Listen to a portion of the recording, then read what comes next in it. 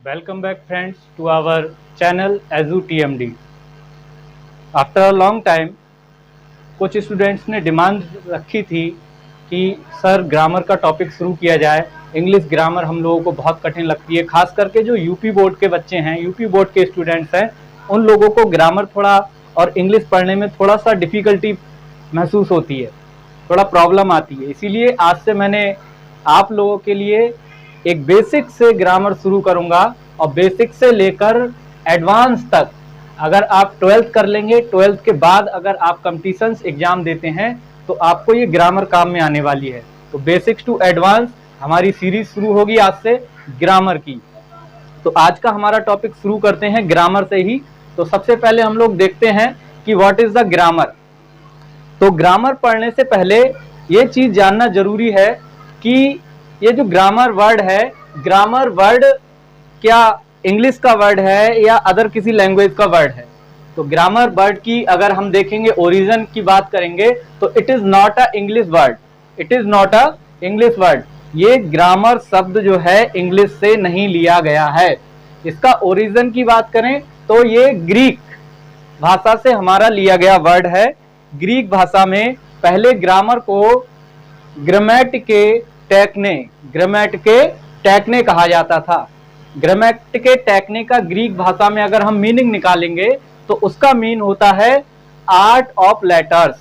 Art of letters मतलब जो हमारे अक्षर हैं उनकी कला, उनको जोड़ करके कैसे हम वर्ड बना सकते हैं और कैसे वर्ड का हम फ्रेज बना सकते हैं, क्लॉज बना सकते हैं, और क्लॉज के बाद हम एक जोड़कर एक बढ़िया सा सेंटेंस बना सकते हैं। तो ये इसका ओरिजिन की बात करें ग्रामर की, तो ग्रामर का ओरिजिन कहां से लिया गया है? ग्रीक से लिया गया है। ग्रीक भाषा का ये शब्द था। उस समय ग्रीक भाषा में इसको ग्रामेटिके टेक्ने कहा जाता था, जिसका क्या मीनिंग था? Art of letter. बाद में ग्रीक भाषा के बाद में ये वर्ड हल्के हल्के करके कहां चला गया? Old French. ओल्ड फ्रेंच मतलब फ्रेंच की जो पुरानी भाषा थी वहां पर चला गया और इसका नामकरण थोड़ा सा बदल गया, नामकरण इसका चेंज हुआ और फिर वहां पर ये ग्रामेटिके टेक्ने से क्या हो गया? ग्रामारे हो गया।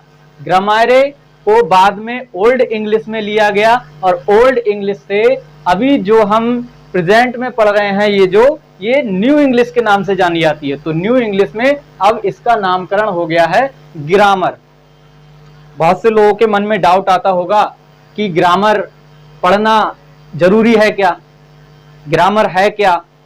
ग्रामर नहीं पढ़ेंगे तो क्या हमें इंग्लिश नहीं आएगी? तो मैं आप लोगों को बता दूं कि ग्रामर क्या है। ग्रामर एक तरह से रूल्स हैं। जैसे किसी कंपनी में, किसी स्कूल्स में, हम लोग किसी संस्था में काम करते हैं तो वहां पर रूल्स होते हैं, रूल्स के तहत काम करना होता है। ऐसी ग्रामर क्या है? रूल्स है, रेगुलेशन है, मेथड है, नॉर्म्स एंड ट्रेडिशन है, सेट पैटर्न्स है। ये सब ग्रामर के अंदर आता है। और ये सब जरूरी क्यों है? But for what? ये सब किस लिए? ये रूल्स किस लिए, रेगुलेशन किस लिए, मेथड्स किस लिए? ग्रामर पढ़ने की क्या आवश्यकता है? तो ये इसलिए writing and reading language, writing and reading language properly. ये एक ग्रामर की डेफिनेशन भी है कि अगर हम लोगों को ग्रामर नहीं आती होगी, वो किसी भी भाषा की भी हो सकती है। मैं ये नहीं कहता कि ग्रामर इंग्लिश की ही हो तभी हम लोग इंग्लिश, ग्रामर हिंदी में भी होती है, ग्रामर संस्कृत में भी होती है, फ्रेंच में भी होती है, ग्रीक में भी होती है, उर्दू में भी होती है। सारी लैंग्वेज की अपनी अपनी अलग अलग ग्रामर होती हैं। तो ग्रामर क्या है? हम किसी भी सेंटेंस को प्रॉपरली वे में पढ़ सकें, उसको लिख सकें या उसको बोल सकें, करेक्ट फॉर्म में उसको बोलने के लिए हमें ग्रामर की आवश्यकता होती है। अब बात करें कि ग्रामर की डेफिनेशन क्या है। What is the definition of grammar? तो जो फर्स्ट डेफिनेशन है आपको यहाँ पर लिखी दिख रही होगी, grammar can be defined as the specific set of rules.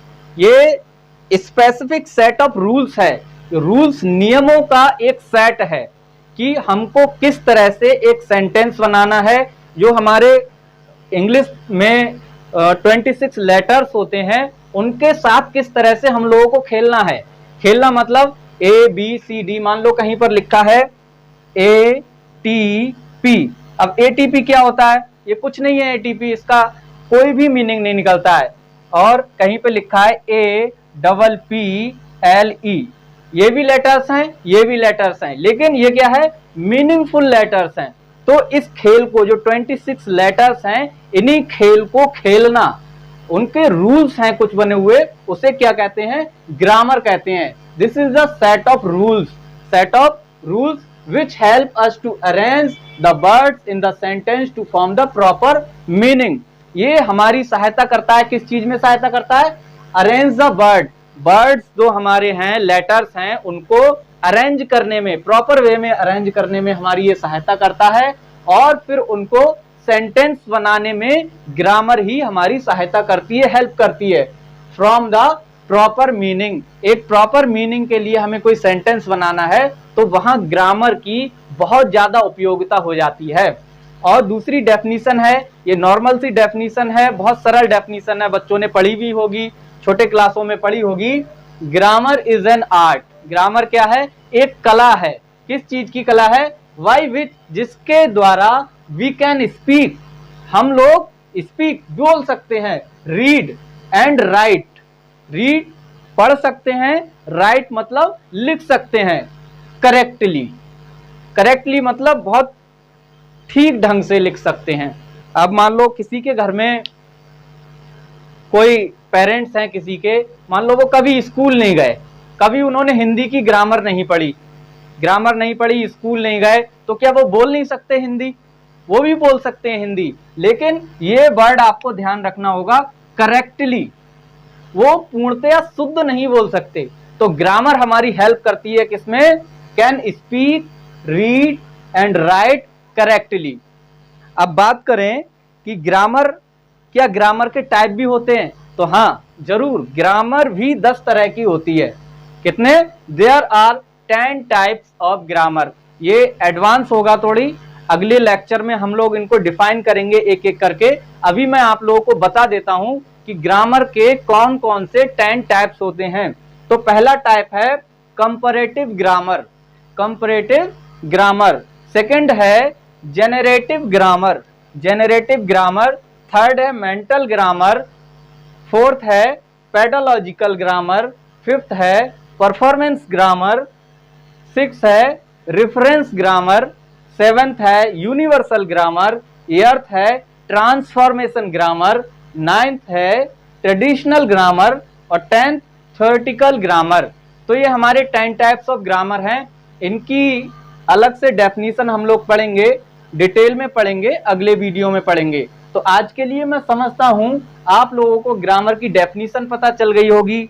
Grammar जो वर्ड हमारा है उसका ओरिजिन क्या है? पहले ग्रीक में इसको क्या बोलते थे? ग्रीक से ओल्ड फ्रेंच में गया, ओल्ड फ्रेंच के बाद ये ओल्ड इंग्लिश में आया और ओल्ड इंग्लिश में आने के बाद इसको न्यू इंग्लिश में ग्रामर कहा जाता है। और ग्रामर क्या है? Rules, regulation, method, norms and conditions, tradition, set of patterns. और ये सब किस लिए?